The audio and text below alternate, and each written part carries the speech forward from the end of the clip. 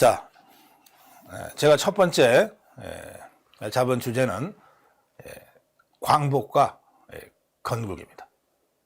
바로 시작하겠습니다. 대한민국의 광복, 식민지로부터의 해방은 정말 인정하기는 싫지만 우리의 독자적인 힘과 투쟁에 의해서 획득한 것이 아닙니다. 미국, 영국, 또 당시에는 소련이 연합군 편이었습니다. 이 연합군과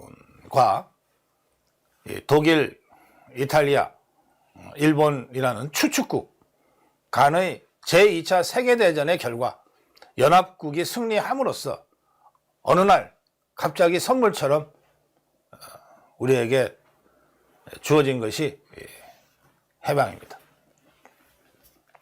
따라서 해방 이후의 그 한국의 역사,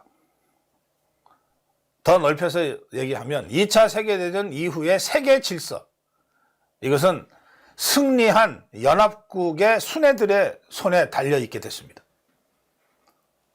2차 세계대전 이후의 새로운 세계 질서, 그리고 해방된 한반도의 운명은 미국 루즈벨트, 그리고 루즈벨트가 갑자기 사망함으로써 대통령을 승계하게 된 트루먼, 그리고 영국의 처칠, 그리고 처칠이 회담 도중에 선거에서 짐으로써 새로운 수상이 된 애틀리, 그리고 소련의 스탈린, 이자들의 손에 의해서 결정이 될 수밖에 없었습니다. 그게 국제정치의 현실이에요. 승리한 자들이 새로운 질서를 만든다. 1942년 2월에 얄타에서 회담이 있었습니다. 처칠, 스탈린, 그리고 루즈벨트였어요. 처칠은 이렇게 얘기합니다. 회담을 마치면서 이 회담을 비밀로 해둡시다. 우리들 마음대로 자기들 운명을 재단했다는 것을 나중에 다른 나라 사람들이 알게 되면 불쾌해하지 않겠습니까? 처칠의 말 그대로입니다. 누구의 눈에, 누구의 손에 의해서 우리의 운명이 결정되는지도 모르는 채 대한민국은 38도선으로 분단되는 결정을 받아들일 수밖에 없었습니다. 그런데 이때 루즈벨트는 네 번째 대통령 임기를 하고 있었어요. 그리고 이미 한 번 쓰러졌던 사람입니다. 병약한 몸을 이끌고 과중한 업무를 처리하다 보니까 결국 얄타회담 끝나고 한 2달 후에 죽는데요. 이 루즈벨트가 어떻게든 자기들의 그 피해를 줄이면서 전쟁을 승리로 이끌기 위해서 소련을 2차 세계대전에 참전시키기 위해서 무진 애를 썼어요. 그러니까 루즈벨트는 소련에 대해서 소련이 하고 싶어 하는 것, 원하는 것을 거의 대부분 다 들어주는 이른바 유화 정책을 썼던 겁니다. 처칠도 히틀러와 싸우는 과정에서 완전히 기진맥진한 상태였기 때문에 웬만하면 새로운 적을 만들고 싶어 하지 않았어요. 그래서 처칠도 웬만하면 소련의 요구를 들어주는 쪽으로 그렇게 회담을 이끌어 갔어요. 그래서 사실 당시 소련은 자기들의 힘, 자기들의 군사력, 자기들의 경제력보다 훨씬 더 많은 것을 이제 얻게 됩니다.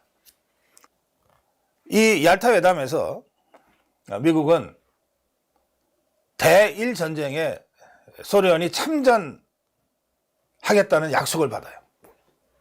이게 한반도의 38선 분단이라고 하는 비극의 시작입니다.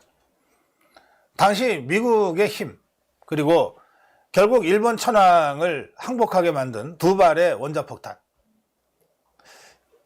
이 얄타회담 당시에는 1945년 2월입니다. 이 원자폭탄이 없었어요. 개발 중이었지만 그 위력을 확인할 수 없는 상태였습니다. 그러니까 일본군이 옥새작전으로 이 태평양 도서 지역을 방어하고 있는 상황에서 섬 하나하나를 점령하기 위해서는 수백 명의 미군이 죽어갈지 수천 명의 미군이 죽어갈지 모르는 그런 상황이었단 말이에요.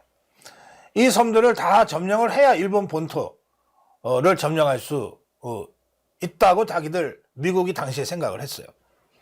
그런데 일본의 뒤에 있는 소련이 일본 대일전쟁에 참전한다면 그야말로 손쉽게 미군의 피해를 최소화하고 항복을 받아낼 수 있을 거다. 이렇게 계산을 했던 겁니다. 그래서 소련한테 정말 읍수하다시피 제발 태평양 전쟁에 참전해달라. 이렇게 되자 소련이 뭐 참전은 뭐 해볼 수 있는데 우리한테 뭘 줄 거냐. 그래서 한반도는 사실상 소련이 주도적인 영향권을 행사하는 곳으로 이렇게 갔습니다. 한반도 전체가 소련의 영향력 하에 떨어질 뻔했어요. 그런데 미국에서도 소련을 경계해야 된다는 이야기들이 그 이전부터 지속적으로 나왔어요. 그래서 가까스로 38선으로 한반도를 분단하는 것으로 그렇게 결정이 됐습니다. 그런데 루즈벨트는 2차 세계대전이 간신히 연합군의 승리로 끝난 시점에서 또 다른 전쟁은 도저히 이거는 할 수도 없고 해도 안 된다 생각을 했는지 신탁통치라는 방안을 제시합니다. 38선을 경계로 북쪽에는 소련이 일본군 무장해제를 하고 점령을 하고 38선 이남은 미국이 일본군 무장해제하고 점령하되 한반도, 조선을 신탁통치를 통해서 뭐 한 3년이나 5년이나 공동으로 관리한 다음에 독립된 국가로 독립시켜주자. 그러니까 신탁통치안은 미국이 먼저 제안한 겁니다. 반면에 스탈린은 이 대러시아주의자거든요. 지금의 푸틴처럼. 그래서 러시아의 영광을 재현해야 되겠다. 이게 공산주의자들하고 전혀 차원이 다른 고민, 욕구를 갖고 있었는데 이제는 러일 전쟁의 참패를 잊지 못했던 거예요. 러시아, 당시에 거대 제국이었던 러시아가 일본과의 해전에서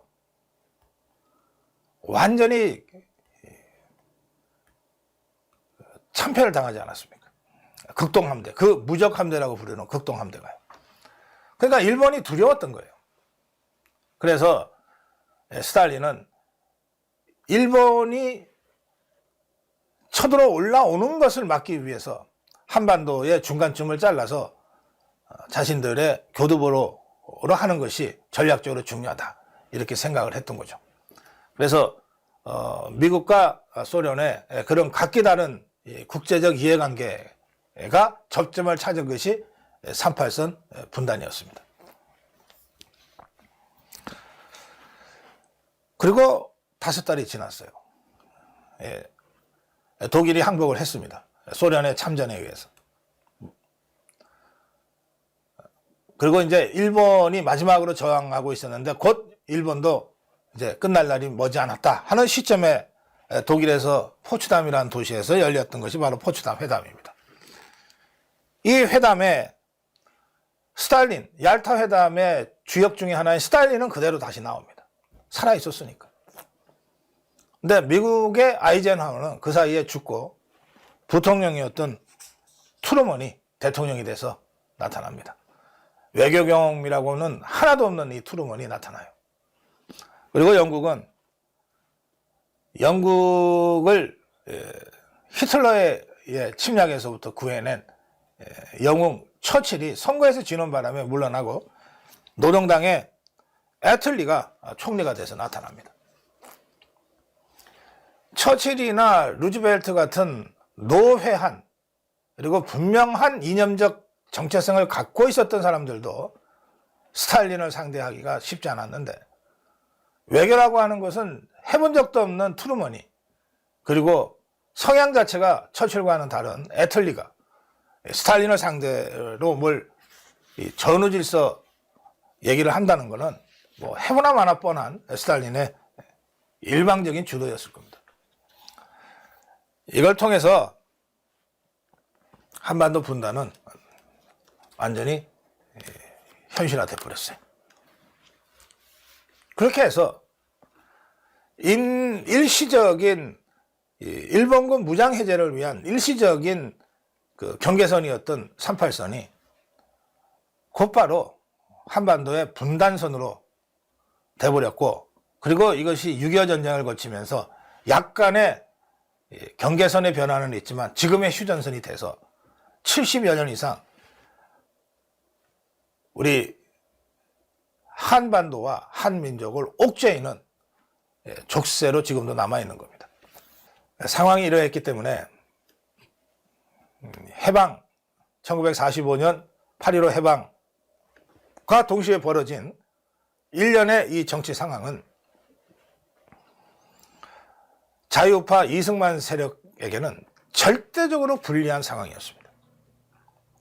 한반도 전체를 통해서 소련의 영향력과 입김이 훨씬 더 컸어요. 미국은 제1차적인 전략 목표가 일본 방어였지 대한민국 방어가 아니었어요. 이 한반도 정책에 있어서 적극성은 소련이 가장 먼저 보여줬습니다. 소련은 38선 이북을 군사적으로 점령한 직후에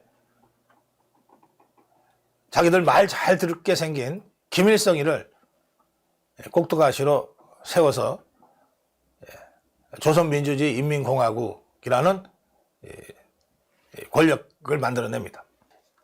소련이 스탈린이 38선 이북 북한의 괴뢰 꼭두각시로 김일성을 선택하는 과정에서 스탈린이 당시 그 한반도의 유명한 두 명의 공산주의자 박헌영과 김일성을 놓고 여러 가지 종합적으로 검토를 했다는 이야기들이 있습니다. 박헌영은 인텔리 출신이죠. 공산주의, 막스 레닌주의를 나름대로 공부한 사람이고 1925년에 조선공산당을 창당해서 이끌어온 사람입니다.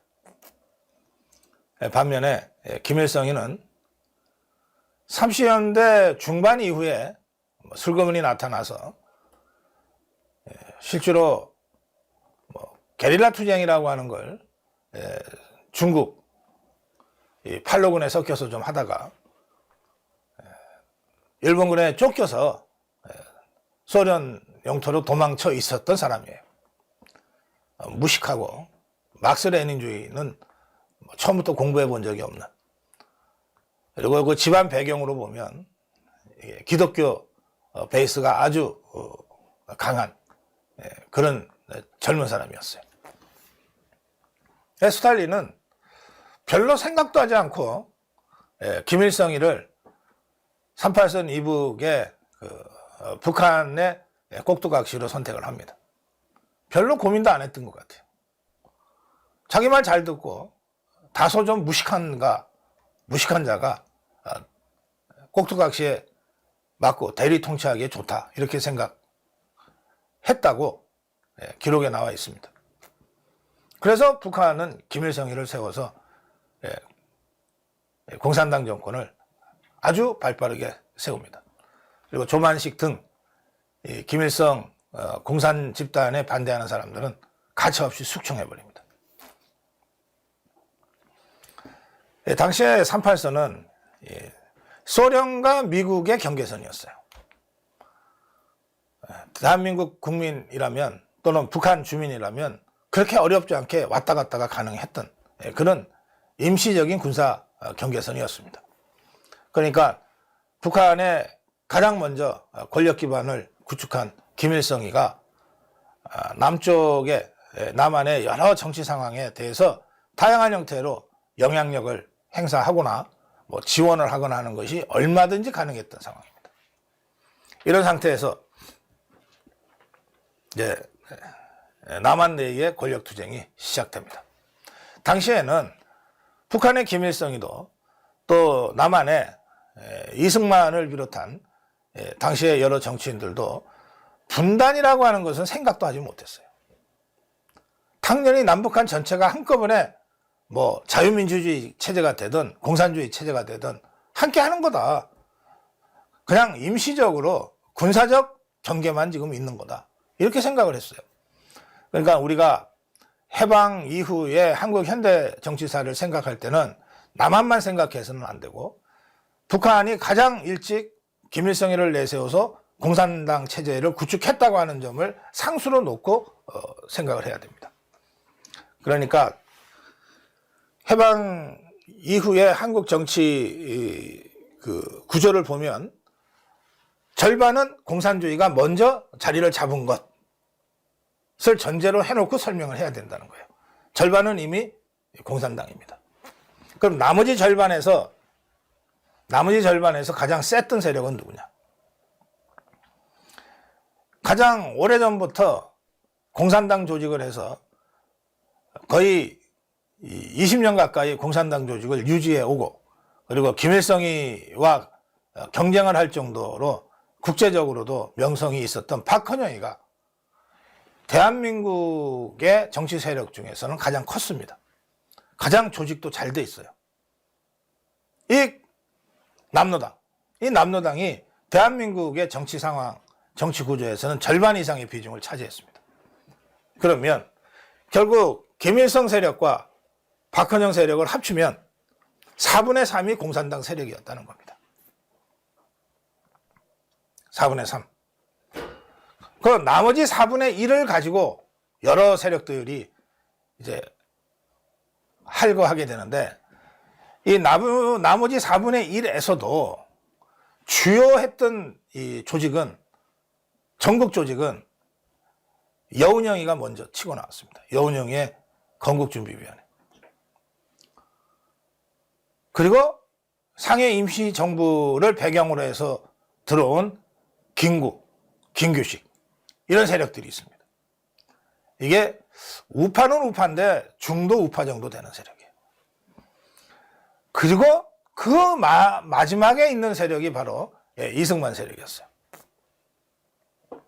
그러니까 남북한을 통틀어서 보면 이승만 세력은 아무리 좋게 평가를 해도 10분의 1 정도밖에는 세력이 없었어요. 나머지 10분의 한 7 정도는 공산당 세력, 그리고 나머지 10분의 2 정도는 여운형, 김규식 같은 중도를 표방하지만 약간 좀 좌파 쪽에 있는 이런 세력들이었는 거예요. 그러니까 이승만 세력의 입장에서 보면은 9대1에 절대적으로 불리한 정치 지형 속에서 해방 후에 권력 투쟁을 벌일 수밖에 없었던 겁니다.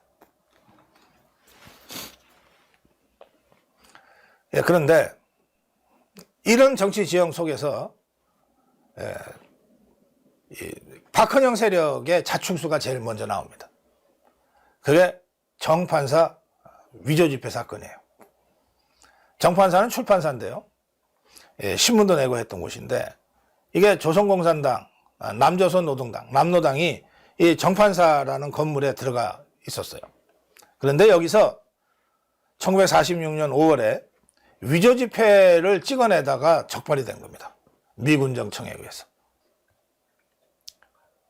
당시에 뭐 경제라고 하는 것은 거의 뭐 제대로 작동되지 않았던 시대인데요.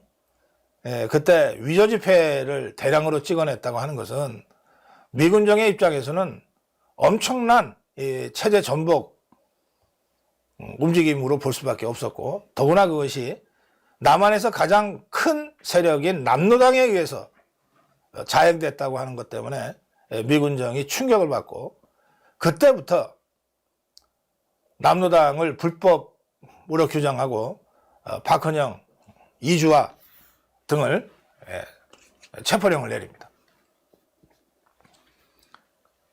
이 체포령을 피해서 박헌영이가 북한으로 도망가는 겁니다. 그리고 김삼룡, 이주화 등도 도망가거나 잡힙니다. 이 정판사 위조 집회 사건은 남로당이 그때까지는 합법적으로 용인받고 있었어요. 미군정에 의해서. 그리고 자기들이 대한민국 남한에서는 가장 세력이 크다고 큰소리치고 있을 때입니다. 그러니까 그야말로 강자의 횡포, 눈에 뵈는 게 없는 남로당 세력의 자책골이 됐던 거예요. 이렇게 위조 집회 찍어가지고 공작금 쓰고 파업하는 데 쓰고 막 다 그랬습니다. 이 정판사 위조 집회 사건을 계기로 남한에서 남로당은 불법화됩니다. 그리고 박헌영은 체포를 피해서 북으로 도망가서 김일성이가 장악하고 있던 북에 도망갔으니까 어쩔 수 없이 김일성이 똘마니가 되는 겁니다. 이게 1946년 5월에 있었고요. 1946년 6월 3일 마침내 이승만의 정읍 선언이라고 하는 것이 나옵니다. 남로당의 불법화와 있었던 그 직후에 이승만의 정읍선언이 나옵니다. 근데 이때는 정치적으로는 미소공동위원회가 계속 활동하던 때입니다. 신탁통치를 하자 라고 하는 미국의 제안, 소련도 오케이 해서 이 신탁통치를 어떻게 할 거냐를 미국과 소련의 공동위원회가 구성이 돼서 논의하고 있을 그때예요. 그러다가 마침내 이것이 결렬됩니다. 소련은 미소공동위원회에 참여할 한국의 정당은 신탁통치를 찬성하는 정당만 돼야 된다, 이렇게 주장을 했던 것입니다. 그러니까 이승만은 원천적으로 배제되는 거죠. 반면에 미국은 아니 반대했다 하더라도 한국에서 합법적으로 활동하는 정당을 배제한다는 게 말이 되냐, 다 함께 넣고 하자, 이렇게 해서 미소공의가 결국 결렬이 됐어요. 그 결렬된 시점에 이승만의 정읍 발언이 나옵니다. 이승만은 당시에 뭐 그럴듯한 정당도 갖고 있지 못했고 무슨 세력 기반이 있었던 것도 아니고 오로지 일제시대 내내 독립운동을 해왔던 그 명성, 이승만이라는 이름, 이것만 달랑 갖고 있을 때입니다. 그래서 이승만은 이 자신의 명성을 가지고 전국을 유세하듯이 다니면서 강연을 하고 있었어요. 근데 1946년 6월 3일 정읍에서 그 강연을 하는 도중에 정읍 발언이 나옵니다. 정읍 발언의 핵심은 뭐냐? 북한은 이미 조선민주주의 인민공화국이라는 공산당 정권이 들어섰다. 언제까지나 우리가 한반도 단일정부라고 하는 실현 가능성이 별로 없는 주장에 매달려 있을 거냐. 이제 그럴 때는 지났다. 이제는 유엔 감시 하에 북한이 거부하면 남한만이라도 자유민주주의 체제로 독립국가를 세우자, 이렇게 선언한 겁니다. 이게 남한 단독정부 수립을 주장한 최초의 발언입니다. 저는 이 대목에서 이승만 대통령의 그 정치 지도자로서의 통찰력, 결단력, 추진력, 이 모든 것이 응축된 역사의 어떤 빅뱅과 같은 순간을 느낍니다. 아까 잠깐 말씀드렸지만 이 시기에는 어느 누구도 한반도 전체가 하나라는 인식에서부터 벗어나지 못했어요. 당연히 지금은 뭐 소련이 북한의 38선 이북에, 미군이 38선 이남에 있지만 곧 물러갈 사람들이고, 한국은 당연히 하나가 돼서 하나의 정권을, 하나의 국가를 만들어야지 라고 했던 생각을 누구나 다 하고 있을 때 이승만은 그거 아니다. 이제 북한은 우리와 완전히 다른 체제가 됐다. 연연히 하지 말자. 남한만이라도 제대로 된 자유민주주의 국가로 건국해야 한다. 이렇게 주장한 거예요. 뛰어난 통찰력일 뿐만 아니라 이런 주장을 할 경우에 자기를 빼놓고는 거의 모든 정치 세력이 맹렬하게 자기를 비난할 것이 너무나 분명하게 예측된 상황에서도 결단한 겁니다. 그리고 이걸 그야말로 두둑한 배짱으로 밀고 나간 겁니다. 역사적 통찰력. 정치적 결단,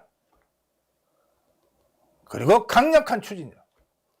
이것이 1946년 6월 3일 정업 발언이고, 이 정업 발언대로 1년 후에 대한민국은 유엔 감시와 단독 정부 수립이라고 하는 것으로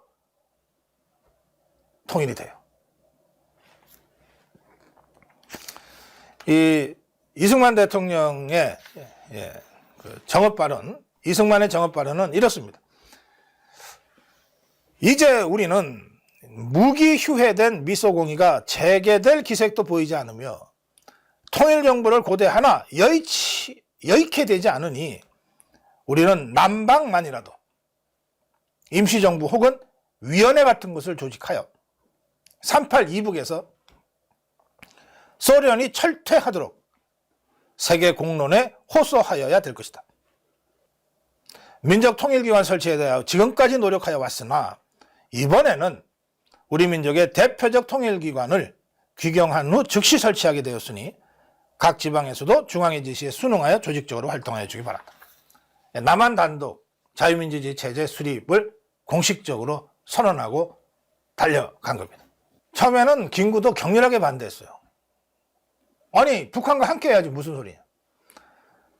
그런데 1년 반이 지난 1947년 12월에 김구는 마침내 더 이상 북한이 함께하기 어려운 존재라는 것을 현실적으로 확인하면서 이승만 대통령의 정업 발언을 동의하게 됩니다. 김구는 이렇게 얘기합니다. 소련의 방해가 제거되기까지 북조선인민위원회의 의석을 남겨두고 선거를 하는 조건이라면, 그렇다면 이승만 박사의 단독 정부론과 내 의견은 같은 것이다. 그러니까 유엔 감시하에 가능한 지역까지만 선거를 거쳐서 정부 수립하자는 이승만 대통령의 이 남한 단독 정부론에 대해서 김구가 조건을 하나 달긴 달았는데 별로 의미 없는 조건이에요. 뭐냐면 북조선인민위원회 의석을 남겨두고 선거를 한다면 이승만의 주장과 내 주장이 다를 게 없다. 결국은 김구도 이승만의 단독 정부론에 이제 동의하게 되는 겁니다. 그런데 그것은 1년 반이나 지난 후의 일이고요. 이승만이 정업 발언을 하면서 남은 단독 정부 수립을 강력하게 주장했을 바로 그때는 완전히 사면 초가였어요. 김구까지 포함해서 거의 모든 정치 세력이 이승만을 분열주의자, 분단주의자로 몰아서 격렬하게 공격을 했습니다. 그런데 현실적으로 미소공의가 결렬되고 남북한이 따로 갈 수밖에 없는 상황이 점점 확실시되면서 남로당이 이대로 가서는 자신들이 생각하는 한반도 전체의 적화, 공산화가 안 될 수도 있다는 우려를 하게 됐고, 그러면서 좌익 모험주의 같은 반란을 일으키기 시작합니다. 반란을 일으켜서라도 대한민국을, 남한을 뒤집어 엎어서 김일성과 호응해서 한반도 전체를 공산화 시켜야 되겠다. 이 노선에 따라서 시작된 것이 바로 대구 10.1 폭동입니다.